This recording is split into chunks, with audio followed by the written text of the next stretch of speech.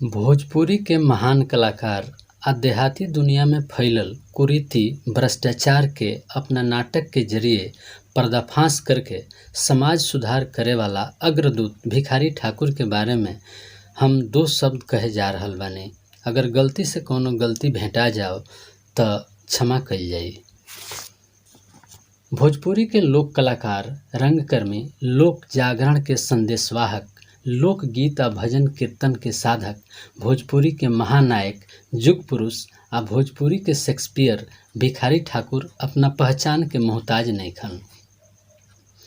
भिखारी ठाकुर के जन्म 12 दिसंबर 1887 में छपरा जिला के कुतुबपुर दियारा गांव में एगो गरीब परिवार में भइल रहे। उनका माई के नाम शिवकली देवी आ बाबूजी के नाम दल सिंगार ठाकुर रहे। भिखारी ठाकुर बहुत कम पढ़ले लिखले, पढ़े में उनकर मन ना लागे। गाय चरावस परिवार के दुर्दशा से दुखी होके वो बंगाल चली गईले। सोचले कि दाढ़ी हजामत बना के आपन माली हालत ठीक कर ले, बाकी नियति के कुछ और मंजूर रहे, न तो भिखारी ठाकुर के नाम इतिहास के पन्ना में ना लिखाइत।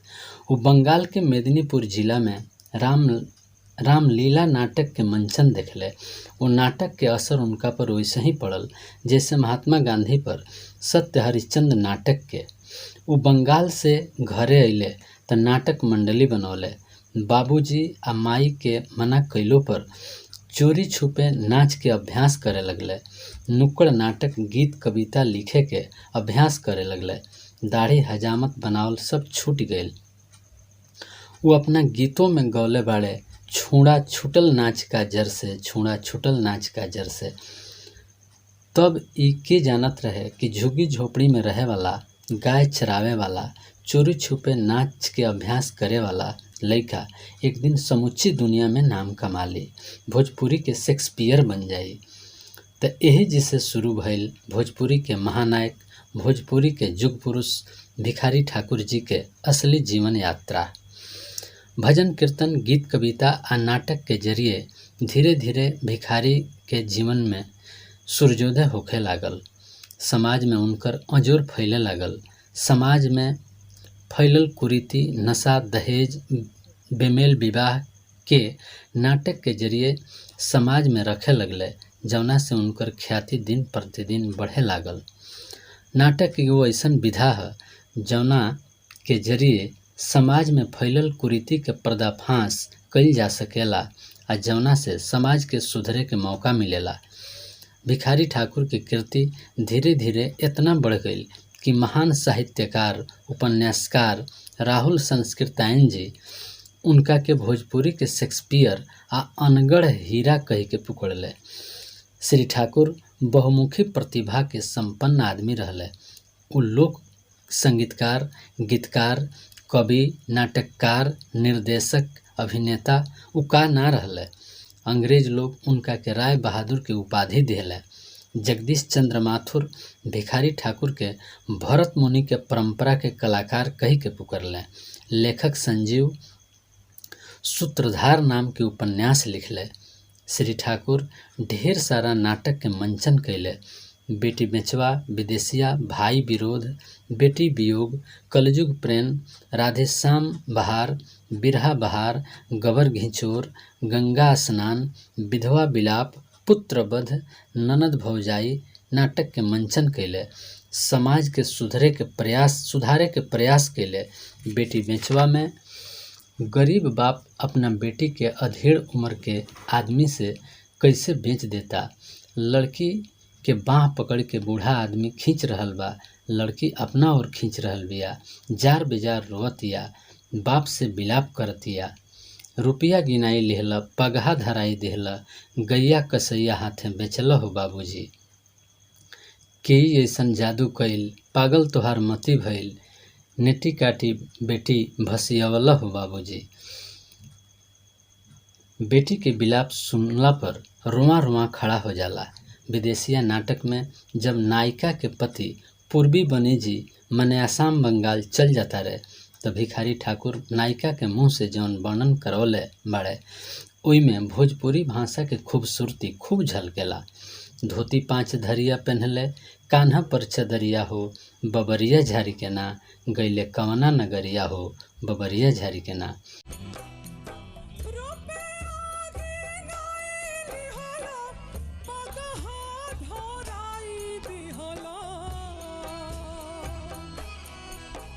अरे चेरिया के झेरिया नबला हो बाबूजी, चेरिया के झेरिया नबला हो बाबूजी, कई ऐसन जादू कइल,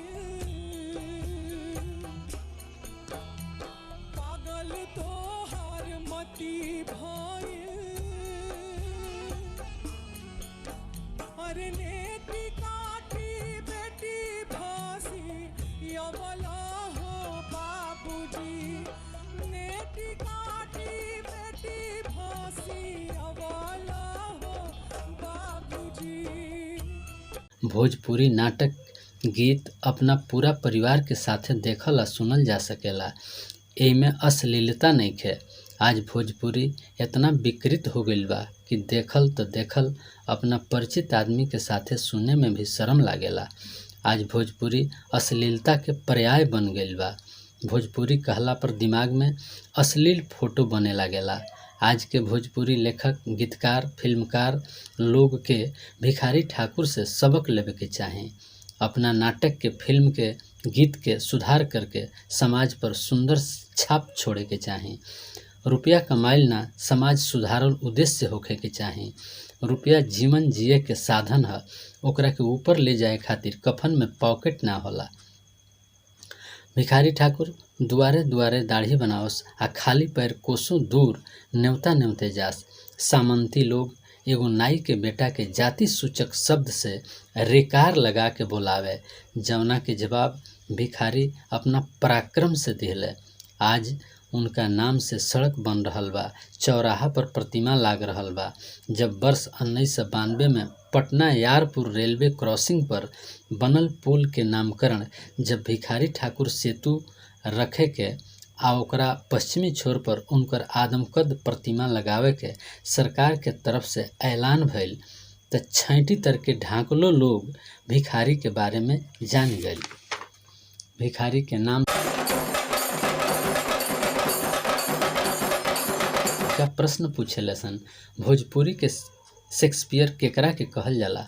अंग्रेज राय बहादुर के उपाधि केकरा के देहले सन? भिखारी ठाकुर विदेशिया नाटक के रचयिता के है? बादशाह अकबर के दरबार में 9 रत्न रहे लोग। अगर भिखारी मुगल काल में रहते तो उन्हों के 9 रत्न में एगो स्थान रहित। हमरा समाज के लोग के यही बात के दुख बा कि भिखारी ठाकुर 10 जुलाई 1971 के यह दुखमय संसार के अलविदा कह दिले। ये 52 वर्ष में कितने सरकार आइल गईल, बाकी वो भोजपुरी के महानायक, भोजपुरी के शेक्सपियर आ अनगढ़ हीरा के भारत रत्न के उपाधि दे के अपना के गौरवान्वित महसूस ना कैलस। वर्तमान सरकार से आग्रह बा कि जाति धर्म के नंगा नाटक कहिया ले चली। भिखारी ठाकुर के अगला जन्म तिथि पर उनका के भारत रत्न से अलंकृत कइल जाओ। सबकर कल्याण, सबकर मंगल, सबका के बहुत बहुत धन्यवाद। जय हिंद।